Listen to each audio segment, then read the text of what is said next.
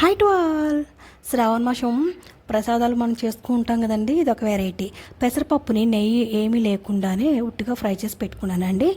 ఇప్పుడు కళాయిలోని కాస్త నెయ్యి వేసుకొని క్యారెట్ తురుము ఇది వేసేసుకొని పచ్చివాసన పోయే వరకు ఒక 5 minutes ఫ్రై చేసేసుకొని మళ్ళీ అదే బౌల్లో తీసి పెట్టేసుకుంటున్నాను. ఇప్పుడు కాసంత నీళ్ళు పోసుకొని ఫ్రై చేసుకున్న పెసరపప్పు వేసేసి పెట్టేస్తానండి. పక్కన స్టవ్ మీద పాలు కూడా పెట్టేసి ఆన్ చేసేసాను. చూడండి, పెసరపప్పు చక్కగా ఉడికిపోయింది కదండి.